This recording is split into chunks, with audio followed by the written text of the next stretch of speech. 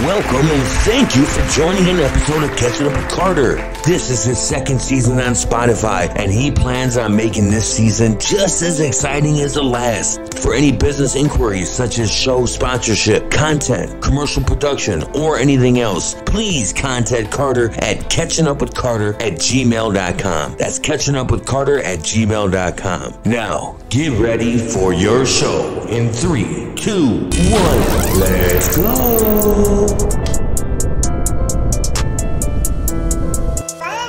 Hi, and welcome to episode 96 of Catching Up with Carter on Spotify, and soon will be on many platforms coming to you real soon, hopefully by the end of this month. Last interview I had, number 95, was with Rescue 136, which is this storm response and disaster response. Local people not far from me over here in Illinois, Ogle County, Winnebago County, Rochelle, Dixon, Illinois, other places too, Iowa as well. But I interviewed Tabitha, who represents that volunteer group, and she's out there doing a lot. If you didn't check out that podcast, please do.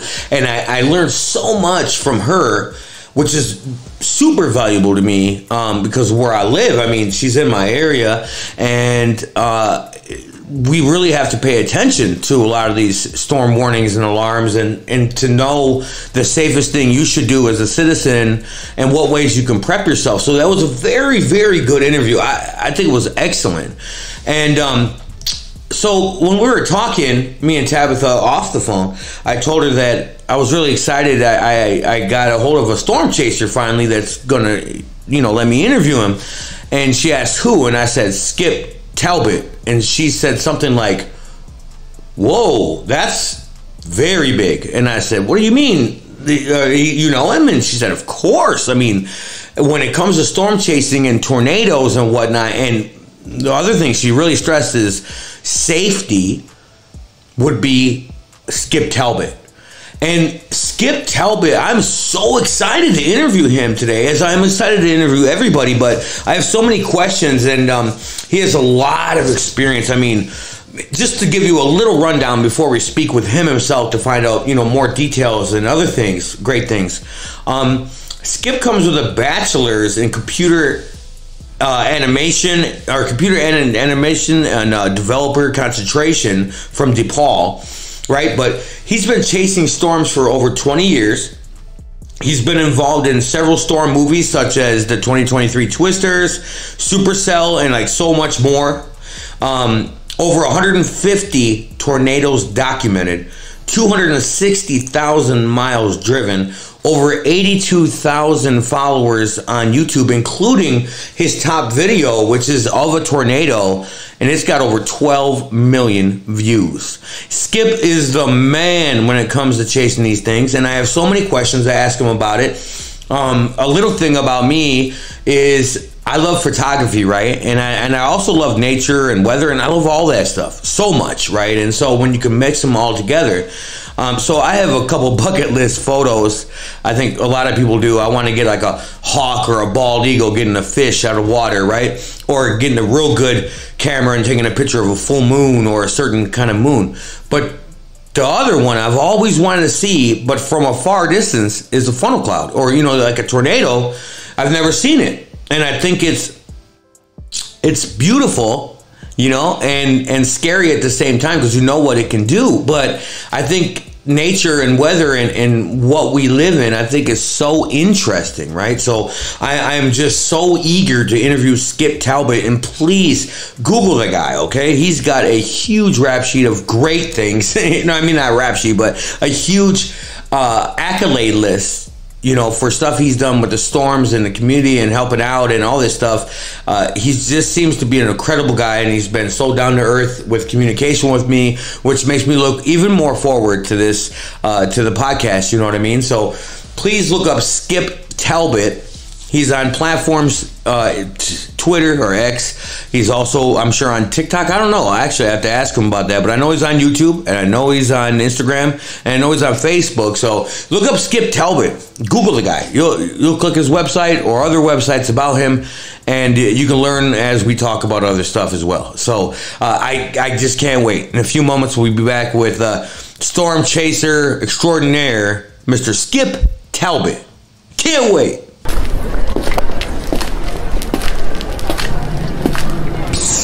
Come here. Hey, yeah, you. Come here. Listen, I know that you know that guy, you know the guy. The guy that came out this last year back after 10 years, and now he's back. He's been back for 53 plus episodes, and 2024 is gonna be better. But listen, he works hard, this guy. They call him Carter. You know him. You remember his name. Anyway, I remembers. Listen, Carter, he's looking for that content. So if you know a guest, or you're a guest, you're somebody that knows about a hobby or a crazy cool story or something just out of this world that other people should know about, he wants to know. Quit holding out. Hit him up an email, please, as soon as you can, at catchingupwithcarter@gmail.com. And don't mess up, there's no G in it. I know, he can't spell. catchingupwithcarter@gmail.com. Just send him an email. We want 2024 to be better. So let's get this content to us, okay? catchingupwithcarter@gmail.com.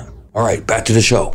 Welcome back to the Catching Up with Carter show right here on Spotify, and we'll be on all platforms by the end of August this month. Well, I'm so excited to be interviewing the storm chasing extraordinaire, or whatever you might want to call him, Mr. Skip Talbot. Hi, Skip. Welcome. Hi, Carter. How are you? I'm good. I was outside. It was beautiful and sunny, and I went on a walk, and it was fantastic. But it's trippy because it's when you're out is when it's the complete opposite, and it's black and nasty and crazy, and I'm excited to hear about your stuff because I'm kind of jealous, actually. I've never seen a tornado in my life, and I kind of want to see one, but I want to see it from a far distance, if that makes sense. Yes, absolutely. I mean, I'm the exact same. So I always wanted to see a tornado and see it from a distance. So I think we are one and the same. Okay, so I always like to, I know I can Google stuff and do all that stuff a lot of people do. I like to learn on my own, and I'm a better learner that way. And so when did you, why did you, and how old were you when you got into the original storm chasing, or interest in storms, I guess? So it's kind of a long story that started when I was very young. When I was 7, I grew up in the town of Bolingbrook, and the neighboring town, Plainfield, was devastated by an F5 in 1990. And my dad was a police sergeant over in Woodridge, the neighboring town, and he worked some of the damage, and some of my teachers lived there. And I grew up watching Tom Skilling on WGN talk about this tornado, and Ted Fujita, who invented the F-scale, said it was the worst tornado damage he had ever seen. And so it was rated F5, and it actually dug a trench in the ground. It scoured the corn out of the ground, and to this day, there's no pictures or videos of this tornado. It's kind of this mythical beast that did atomic bomb-like damage. And ever since then, at that young age, I've been absolutely fascinated and obsessed with tornadoes. And that's kind of the spark that sent me on this journey here, is to understand and to actually witness this awesome spectacle that is nature in the form of a tornado. So when you got older then what kind of steps did you take to go more, I mean, what type of training did you do? And because I'm guessing you have to be old enough to drive. I mean, did you get to 16 and was like, I can't wait to go storm chase? Or what was it like, I guess, in the beginning? And how did you get educated in the storm and storm chasing stuff? Yeah, so and this sounds silly, but my first actual encounter with storm chasing was with the movie Twister, which came out in 1996. And I was 12 at the time, and to a 12-year-old, Twister is the greatest thing in the world. And wow. Then I knew that I wanted to be a chaser when I grew up, so that's when I really started researching it as a teenager. I started reading everything I could find, every book. The internet was kind of developing at that time, and there were discussion groups and forums, that mailing lists that you could go on and kind of read and follow along with chasers and learn about it. But it wasn't until college that I started making my first steps out into the field to do storm chasing. And there were a couple rites of passage along the way. I went out and got my Skywarn training from the National Weather Service. Every spring they offer free seminars to the public on how to identify severe weather. Really? And I also took a meteorology course at the university I was attending at the time, U of I in Champaign-Urbana. Nice. And yeah, so went out and got my amateur radio license so that I could talk to other spotters and chasers out in the field. But beyond that and self-educating, it started out as kind of a risky endeavor of trial and error, just going out there on my own and trying to do it myself. But that is like, for something like for me, right, to think for radio and broadcasting, if I got one of my first opportunities to be with, like John Williams from WGN or something like that, that would be like such an epic start. And I did have some good things that were like that, but you, for a storm chaser or whatever, educator, that is like a really epic story. Like the first Twister, like what? You know, how many people have seen that movie? You know what I mean? And to think you got, that was your first thing to put you in it, and that's like, yeah, this is meant for you. Wow. That's so cool. Okay, so, and you went to DePaul too, I saw. Yeah, I did a couple of years down at Champaign-Urbana in engineering, and then I wound up doing computer science and computer graphics up in DePaul and finishing my degree up there. So that's my background really, is, by trade, I'm a software developer, a computer programmer, and storm chasing started out really as a hobby for me. Right. Wow. And yeah, so I'm already thinking like when you get done and when you get to your prime, I'm sure you're going to be some type of educator or teacher at some university, I'm guessing, because the knowledge that you have in weather is incredible. I mean, I'm just guessing. You have your resume was like, whoa, this guy knows what he's doing. I couldn't believe it.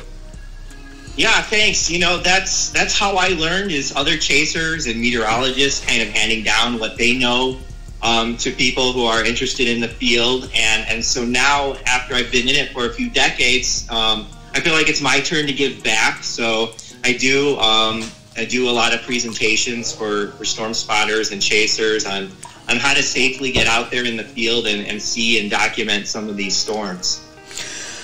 I also saw on your resume that you were a part of the volunteer, like for quite a while, trying to help. I think you were like vice president or something in a volunteer 501c, right? Yeah, we started a charity organization back in 2011, and the goal of that was to raise money for storm victims. So as storm chasers, we want to document these awesome spectacles in nature, but what we really don't want to ever see is kind of the human impact and the devastation and the disaster that these storms do. And it's rare, you know, most of these tornadoes are out in the middle of nowhere, Great Plains, but they do hit towns and they do hit people, and we wanted to try to give back if we could when that happened. So we took our footage that we documented from these storms. We have videos and photos of these tornadoes, and we thought, how can we turn this into a fundraising operation for tornado victims? So we would sell calendars and DVDs and Blu-rays that, you know, really show off these storms, and we gave all of the profits from those sales back to the people who were hit by those storms. So it was just our way of giving back as storm chasers. Man, yeah, that's super cool. And I didn't know anything about Rescue 136, and I'm sure there's plenty of other ones I don't know about. And I'm glad, because I'm in this area, you know, by Dixon, and I live in a small town called Leaf River outside of Byron. But and she's in my area, and I'm actually going to go with her one day and just ride along for a storm and see what she does. But to be able to help and give back, you know, because that storm we just had a few weeks ago over here, about 2 weeks ago, it was pretty devastating. I haven't seen one that bad in a long time. I mean, trees down everywhere, power lines down everywhere, barns, cars smashed. I mean, it was crazy driving back at that night as well. Oh, yeah, absolutely. But I see the rush into being able to help. I see it. I can see how it'd be exciting. So I have questions all over the place, and I don't even know exactly where to start. But I guess one question I have for you, as far as when you go chase or have chased before, what kind of study or research do you do, like that day of or the night before, and what kind of prep work do you do?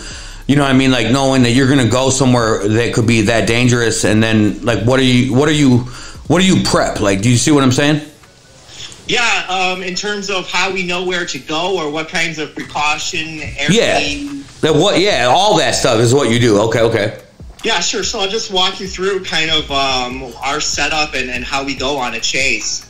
So storm chasing starts with a forecast, really. And we start by looking at what we call numerical forecast models. These are supercomputers that run kind of these predictions on what the weather's going to do for the next week to 2 weeks. And we're looking at upper air charts. We want to see what the jet stream is doing. We want to see what kind of ingredients we have. And so we're looking for all of these parameters. Where do we have a good mix of all of the stuff that's coming together? And at about a week out, we might see that there's kind of a big system coming into the United States. 3 to 4 days out, we're starting to get a really good idea of, is this going to be a big severe weather type event? Are there going to be maybe tornadoes? And then 1 to 2 days out, we're really starting to hone in on the forecast and say, okay, maybe around this city here, or within a couple 100 miles of this city, there's a decent chance for tornadoes. There's still a lot of uncertainty, but usually it's the night before we're making a go, no-go decision on whether we're going to go out for this. And so I'm based out of Illinois, and I will look anywhere from Montana to New Mexico to Ohio, and anywhere in between on where we're going to go on a chase. And we're going to make that decision 1 to 2 days in advance, unless we have a trip that's planned out way in advance. And by then, we want to make sure that we have all of our gear and our setup is ready. The car's in tip-top working shape. We've got good tires. We've got all of the equipment we need, basic supplies, first aid, and all of the gear that we actually use to chase, which is some sort of data source like a cell phone or a hotspot and a laptop. And I have a big screen in my vehicle that I can use for navigation and looking at the radar. And then a whole array of cameras that we use to document kind of every aspect of the chase. Yeah, that's so cool. I'm picturing like all of that, and I think that's super neat. And then I think, well, yeah, you're gonna have to drive anywhere you're gonna go in Montana.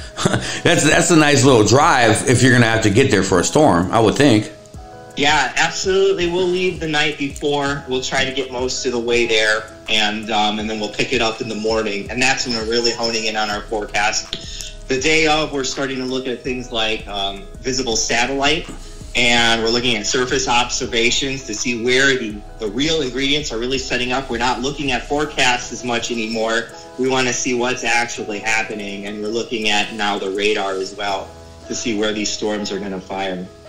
Yeah, and I'm guessing you, because I know one thing I said off the air was about what Talbot from Rescue 136 was telling me is about the debris and the danger, and you're very cautious on safety. You know, I've watched a couple of your videos, and they're long. I mean, but they're very informative on what you should do before you get your butt out there trying to chase something, which I want to get into in a second about that for beginners. But I'm guessing you do a pretty good safety once you get to the town or area you're in to see what kind of objects you might be dealing with that could be flown around, right? Yeah, you know, the main thing in regards to that is we just try to avoid it entirely. So we simply just don't chase in urban areas. So if this storm is going to move into a city, we'll go the long way around. And right. And so it's always our goal to try and document these storms kind of out in the middle of nowhere. I don't chase in a metro area. I know some chasers who do.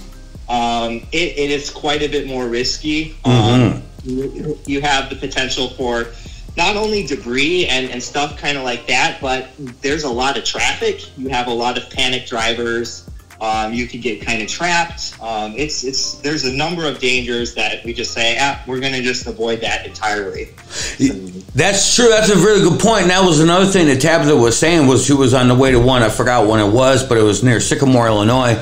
And there was a huge oak tree down, and she was probably the first car up. The first car up on it, and it was blocking both lanes, I think. And that's another thing, you know. And she was going into a city part, and I was like, well, I wonder if that was a blessing in disguise, because you were about to be right in the middle of a storm if you had not had that tree slow you down. But that's another thing from that storm damage that I drove through on the way back. It was tree over, I mean, constantly. And I was behind a tree removal truck, which is probably the best place to be, is behind that guy.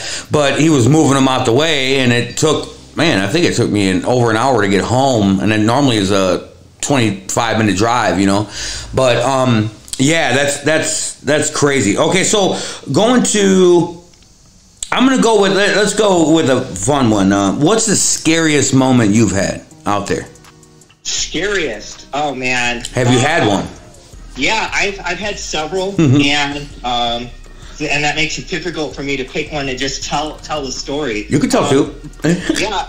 Okay. So most of the time, if we're scared during the chase, we've screwed up multiple times, and so you have to make several mistakes to kind of get put into this position here, and it always revolves around you kind of losing your situational awareness, and you now find yourself in this spot under the storm where you don't know where the tornado is, and you feel very vulnerable in those moments. Is it going to get me? What's happening here? This is kind of a fun story. Yeah. Not super scary, but we had one of those situations in Texas. I was chasing with the Tornado Intercept vehicle. It's a giant armored tank. But I wasn't in the tank. I was in the follow support vehicle, which is a Dodge Ram truck. It looks like a Mad Max vehicle, but it doesn't have armor like the tank does. So we're not supposed to be in the tornado. Anyway, we are under the storm, and we are in a rather precarious position where I can't get my bearings on what's happening. Basically, we're underneath it, and I don't have my usual kind of positioning away from the storm where I can kind of see everything happening. Yeah. But anyway, we're looking all around, and I don't see anything in particular alarming. And my chase partner, Jennifer, she calls out, "Tornado, tornado, tornado," at about our 2 o'clock. And I'm looking at this, and it's a little whirl in the field. It looks like a little dust devil. And I'm like, oh, it's a gustnado, which is not cause for alarm. It's a tiny type of swirl. Moving the wrong direction. These usually move away from the storm. This one's moving toward the storm. And that was my first red flag that something wrong was happening. And what that was it was actually a developing tornado. It was the first sort of vortex that forms with the tornado. Oh. And so we're in the truck, and all of a sudden we start to get all of this wind. I mean, it really ramps up. It gets stronger and stronger, and the whole truck is shaking now. And now we're starting to get pelted by small debris. There's leaves and branches hitting the windows, and the lines are swinging and swaying. And the winds are shifting direction. They're coming out of the north, and now they're pivoting around from the south. And so we're in something, but I'm looking all around outside the windows, behind us, in front of us, and I don't see anything that warrants this kind of wind. And I'm like, where is this wind coming from? I don't understand what's happening. And it finally dawned on me. I rolled down the window, and I just tilted my head back slowly and peeked out from under the truck. And sure enough, there it was. There was this giant bull funnel cloud just hanging over us. And like in that moment, you just feel infinitely small underneath this thing, this giant vortex that is hanging over your head. Oh my God. And so unfortunately, it was a weak tornado, and it was just getting started. So we were kind of underneath it as it was happening. Oh my gosh. But yeah, that's one of those moments where, you know, you're in a dangerous position and you kind of lose your bearings, and that's when stuff can happen and accidents happen. So we were in a weak tornado. Unfortunately, it wasn't worse than that.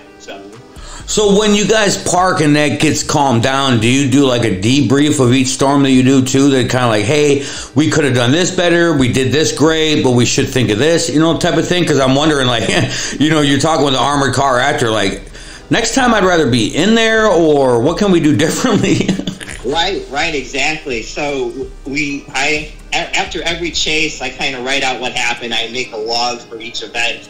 And if there's something that needs to be debriefed, I have a section called Lessons Learned. Here's what went wrong on the chase. Here's what we could have done better. If there's a major accident or some sort of incident, yes, we'll get down as a group and we'll say, here's what we could have done better in this situation. And in that situation, what we should have done is split up. Our follow vehicle should not have been underneath the storm like that. We should have been further back. Yeah.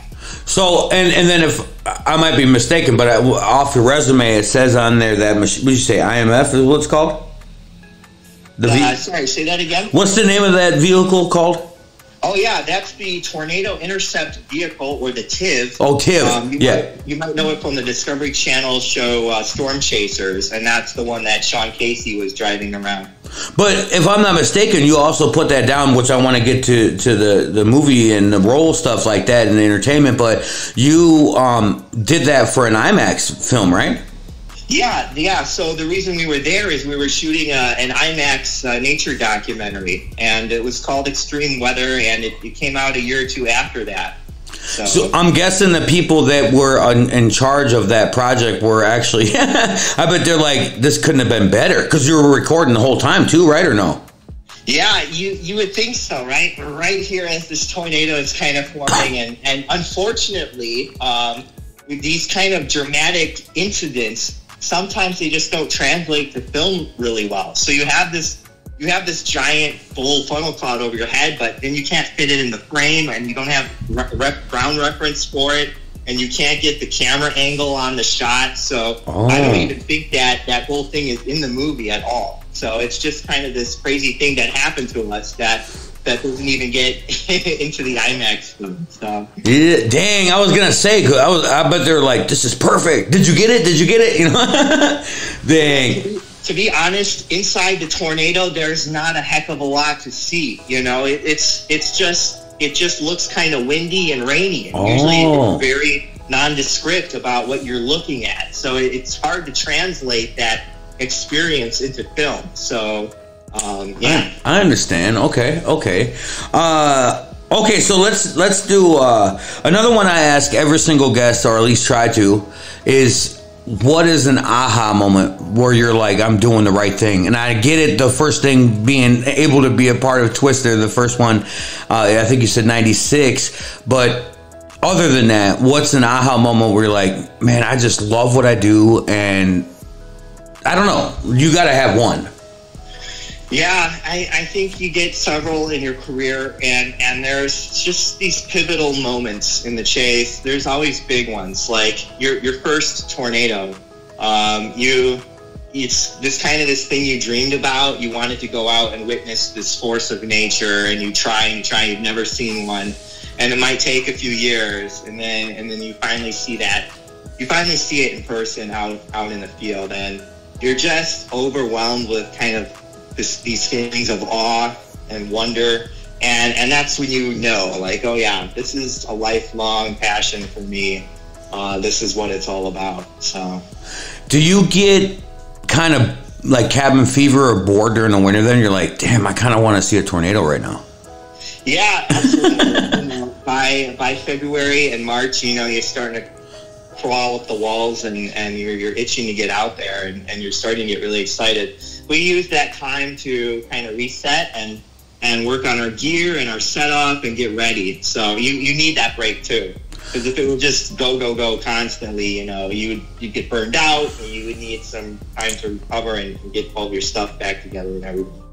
Makes sense. Yeah. Yep. Like a season type of thing. Yeah. So what about a bucket list? Do you have a bucket list? Couple items that you're like, man, I really want to see this, or I want to go witness a tornado in another country. I don't know. There's got to be something that you're like, I haven't done this, and I want to do it. Yeah, there are certain shots and angles and things I would love to see sometime. It sounds weird and silly, but I'm always after the pink tornado. And so... A pink one? A pink one. And so it's rare. Like if the light's just right, you'll get a full red sunset light on the funnel, and the blue sky around it will also light it up, and those colors combine, and you can get a tornado that's just this hot pink color. And so I'm always after the elusive pink tornado. Just that getting a gorgeous sunset lighting on it is what I'm always after. And then there are very famous shots on YouTube that you can watch. One of them is called Crazy Farmer. That's how storm chasers know it. It was in Columbus, Nebraska back in '98. You can look it up on YouTube. Crazy Farmer tornado. And that is still my favorite tornado video to this day. And if I saw anything close to that sequence of shots, I'd probably have to retire because I don't know how I would top it. So I have to watch that one. I did watch the one that's got 12 million views. That's a crazy look. I don't know what that one was called, but yeah, the Ray, Colorado tornado. That was a special one for us. You get this rare combination where typically tornadoes need a lot of moisture, but they can happen when it's drier. And when it is dry and you still get the tornado, they tend to be really, really tall. So we had this giant, tall tornado and form near us in Colorado, and it was actually arching overhead. So we had this shot where you could kind of film the base, the dusty debris cloud, and if you tilted your camera straight up, you could see how it was kind of leaning overhead, and it was swirling green clouds overhead, and the funnel itself was a yellow color, and it had this big brown dusty debris cloud. Yeah, it was one of our better shots for sure. A career shot is what we would call it. Hey, nice. What about what are some things you've seen, like as far as damage? Have you what's the craziest thing you've seen? Yeah, damage. That's a good question. I feel like there's some misnomers that I try to always dispel with people who don't know about storm chasing. So to me, I always try to avoid the damage. My goal is always to witness kind of nature in its element, and I always go at great lengths to try to avoid the human impact and the disaster. But of course, if you're right there as it's happening, you're going to see it. So I have seen some EF5 damage, and it's an awful thing to see. And EF5 first of all, they're incredibly rare. Less than 0.02% of tornadoes make that rating. Really? Yes. That's a very low. That's crazy. Yeah. There's 1,000 tornadoes every year, and only a few of them reach that EF4 level. And there hasn't been an EF5 now in over 10 years. So anywhere? They're incredibly rare. But when they do happen, that it's not. First of all, you need to understand that the F and the EF scales, they're not wind speed scales. They are, strictly speaking, damage scales. So if you have an EF5, that means it has raised houses to the slab and completely cleaned all of the debris off of the slab. That's what EF5 means. And to get that kind of violence is incredibly rare. And when it does happen, it almost always means that people were killed and that lives and dreams were ruined. So we never want to see that, but you will if you chase long enough. And so I didn't witness the tornado itself as it was happening, but I have seen that EF5 damage, and it is just heartbreaking. You'll be in town, and then the town is just gone. All of the buildings there have been completely razed. All of the trees are missing their branches. They're just bare, barkless stumps, and yeah, it's terrible. But I've seen it, and it's not good. I always want, my favorite catch is just a pretty rope tornado out in a bean field. So yeah, it makes sense completely. I understand that. That made me think of Fairdale. Were you involved with that at all? Yeah, the one back in 2015. Yeah. Yep. Yes, we chased that day. We were on a different storm. We were out in eastern Iowa, and we were not on that storm that tracked near there. And so up through the Rochelle area. And it wasn't until we got into the hotel that night, and we wound up on the backside of that storm system where it was snowing. So I'm walking into the hotel, brushing the snow off of my bags and out of my hair, and then I see it on the TV in the hotel. This giant white tornado that's crossing I-39. And I knew immediately that, A, it was the tornado of the year. Like this giant white wedge tornado. Those are rare. And when you see it, you know that was the shot. That was the one to be on. And B, that, oh my gosh, it had hit the areas. And that's going to be a major, major catastrophe. So, yeah. So did you get it then? No, we were on the wrong storm. And dang. That's devastating to me, you know, because you immediately know that you've now missed the tornado of the year. And so you have to do the rest of the season kind of dealing with that. And so, yeah, that was the same year that we were actually with the TIV. And the same year we were hit by that weak tornado down in Texas. So, yeah, that all happened in 2015. That's crazy. That's real crazy. Man, okay, so what are some major points that you might have? You don't have to go in detail, but some major points that you advise to people that are considering hopping in their car and going chasing and what are some precautions and safety or whatever, some things that you think top 3 or 5 or whatever? Yeah, if you're interested in getting into storm chasing, you can. And I do have some advice for your listeners. First of all, find and read everything that you can about it. There are so many great resources on the internet that you can use to get acquainted with storm chasing. One of the latest ones that I really recommend is there's a group called Girls Who Chase. And they have a spring training session that's open to everyone. And they will actually instruct you on basic storm structure identification, best safety practices. It's an actual 2-day-long multi-course event that you can attend online. And that's a great way to get educated on that. The other thing I also highly recommend is, especially for your listeners up here in northern Illinois, is just down the road out of Glen Ellen and Wheaton is the College of DuPage, and they have a actual college lab course that goes out into the field on a 10-day trip, storm chasing. So you sign up for this trip, it's open to the public, and you will have experienced meteorology professors take you out into the field to show you how it's safely done and how to view these storms. While doing it.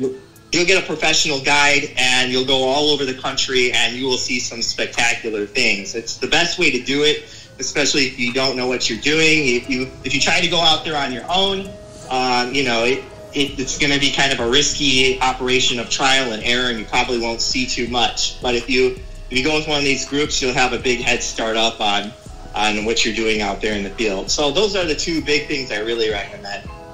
There you go. That makes a lot of sense. It reminds me of fishing because we go fishing in up north Wisconsin, and we catch fish from the dock, but you hire a guide that takes you where the most fish are. So I can see what you're saying, and it makes sense. And please do that. If I'm not mistaken, also from reading your resume, you have done that, haven't you? Yeah, I actually started out on my own, and that's kind of the longer, more tedious, more dangerous way to do it.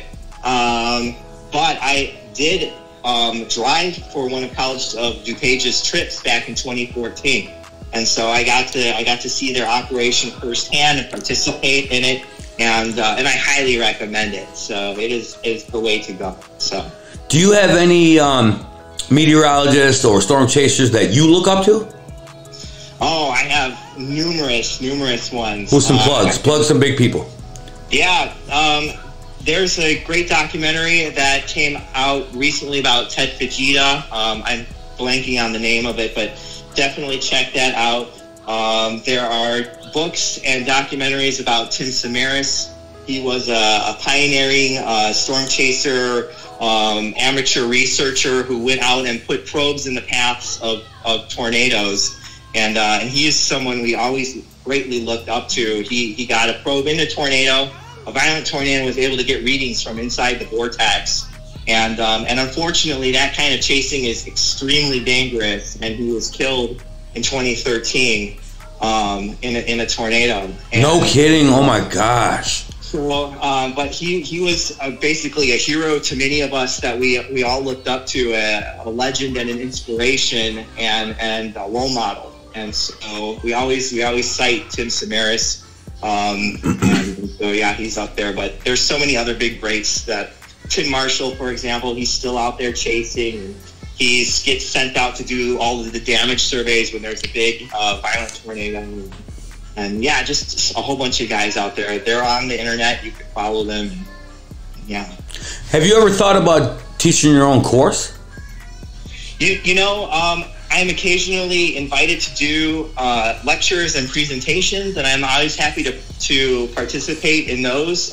Next March, I will be doing a presentation for the Central Illinois Severe Weather Symposium. I'm not sure where that's going to be hosted. They usually move it around here in Illinois, Decatur or Morton or Peoria or somewhere. But if you look for that, I will be presenting on a storm that hit Illinois back in 2023, and it actually hit a couple of storm chasers and rolled their cars. Luckily, there weren't any bad injuries, but we're going to be talking about what happened with that storm chase, what went wrong, and what people can do to kind of avoid being put into a situation like that. So I literally just thought of that the other day. I was driving and it was windy, and I have a big Ford E150 van, and I'm in it with my son, and I'm like, I just pictured me rolling across the road, and I'm like, what would I do? I got to make sure my car seat's perfect, and I don't know why I pictured that, and I wish I didn't, but this is stuff that people don't really think about. And that's one thing I want to go back to Tabitha from the Rescue 136. She was telling me, she's like, man, the biggest problem that we have out here is that people get so used to thinking, you know what, it's okay, it's never, nothing ever happens like this, and you ignore those warning sirens and warnings on your phones and your weather alarm system. You ignore that, and then you really put yourself at risk. Absolutely. Yeah, we see it all the time. And, the truth is that most tornado warnings are false alarms. And most tornadoes tend to be quick and relatively weak, but it's when you let your guard down, it's when you turn your back that, it could be for real sometime. And then you're going to really wish that you had paid attention and done and taken shelter. And so, yeah, we see the same thing every season. Is people, the public are driving into these storms, and now they're in the storm. And the thing is about tornadoes usually is, unless you're a chaser who knows the right angle and the right storm, usually don't see them coming. So you're usually driving on the highway, and it's rainy, and all of a sudden you're in the tornado, and now your car is being rolled across the field. That's usually how it happens. The other thing we see a lot is people stopping under the overpass. Thinking that's a safe shelter, and so I will take this time to preach to your listeners that is a terrible place to stop for a whole bunch of reasons. First of all, that overpass actually channels the wind. It acts like a wind tunnel, so it actually makes it more dangerous to be underneath the overpass in a tornado. There was an F5 that hit Moore, Oklahoma in 1999, and it passed over 4 or 5 overpasses, and there were fatalities at every single overpass because of that. But if you're in that position, you've already missed several key opportunities to avoid this. So there's a tornado warning, and they'll tell you the storm's going to be here at this time. You should just not drive into that area at all. And if you are in the warning, what you need to do is immediately get off the road and get to a shelter. And then before that, there's a watch. So the tornado watch means that later in the day, there could be storms that produce tornadoes, and that's a great opportunity to kind of change your plans. Say, hey, today's not a great day to be driving down I-88. We should move that baseball game or do the outdoor things another time because it's going to get dicey later. So, yeah, I just want people to pay attention. heed the warnings. Pay attention when there's a watch. Don't stop under the overpasses, and don't drive into these storms, because that's what is going to get you. You're not going to see the tornado coming. And that's a really good point. That I hope my friend Carlos is listening, because I was with him during that bad storm. There was not a tornado. However, he was like, "Oh, there's an under. You know, you can drive under the overpass right there. This is supposed to be the safest place to be." And what Skip just said, Carlos, is that that's not safe. So let's not do that again, bro. Like, I understand we weren't getting rained on for a second, but let's not do that again. Yeah, people they usually can't stop under the overpass because there's a lot of other cars who've already stopped. So what they're just kind of parked near the overpass, and it's storming, so they're not going to get out of the car. They're just going to stay in the car because it's raining really hard. Right. And that's when the tornado hits. They don't see it coming. They're just on the side of the highway, stopped in the storm. Stuck. And that's when they get rolled. And the other reason it's dangerous is because it's storming and raining and you're stopped on the interstate, you're going to get hit by a truck because they can't see you, or they're going to slide into you. So that's the thing that also makes it really, really dangerous. So yeah, please first of all, don't drive into the storm. And then if you do, just don't stop under the overpass. Put your hazards on, and as carefully as you can, just get off of the highway. So yeah, stop watching movies, man. Stop thinking you're in a movie or a video game. I got a couple different questions. I will wrap this up soon, so I know you're a busy guy, and I appreciate all the time you've given so far. We're wearing up to about an hour or whatever, over 45 minutes. But do you have, for me, you know, I think, like, who could I have as my co-host to interview a certain person? I'm like, you know, who could I do that? And I think of many people that when I interview certain people, like I wanted to use Tabitha today, but she was busy, so we'll have to plan a part 2. But do you have anybody that you're like, man, I really want to chase a storm, but I want to bring my mom with? Or have you brought your mom with? Yeah, like who would I bring as a storm chaser partner? Yeah, just to witness what you do for a day. Yeah, I would love to bring in my folks, and I've asked them and they want to go. It's just finding the right opportunity to do it. So, yeah, and yeah, I've brought the kids with already on some backyard storm chases, and that's always fun too. So. Oh, you have kids yourself? Say again? You have kids? Yeah, I've got two little ones. I got a 9-year-old and a 6-year-old, and wow. And we'll go out spotting storms that are near the house, and yeah, it's great to go out with the family. It's great to go out with anyone who is really interested in the weather. So, I always ask my guests questions when I'm not recording. So trust me, I got one that I'm going to ask you. But anyway, okay. So the next thing is, let's get to your movie involvement. You've been involved with this Twisters from 2023 and Supercell and a few others. How do you feel about that? Did you enjoy those moments? What was it like with recording? What are your thoughts on being involved with stuff that so many people have seen? Yeah, it's kind of a dream come true for me because, like I said at the beginning, it was Twister that inspired me at a young age. Right, true. Storm chasing. So, you know, now as an adult who's been doing it for a couple decades, to be able to be part of the next storm chasing movies.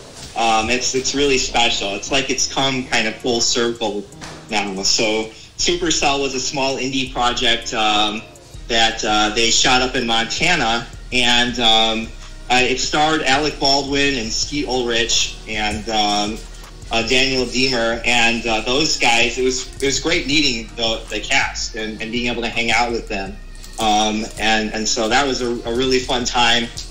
And then the new Twisters movie, which is the sequel to the original, Jennifer, my storm chaser partner, she applied to be background in the film, and they wanted actual storm chasing vehicles, and they wanted storm chasers to kind of fill out the back of the shot. So we got accepted because she applied for that spot, and we went down last year and shot in Oklahoma for about a week, running around in the background in various shots.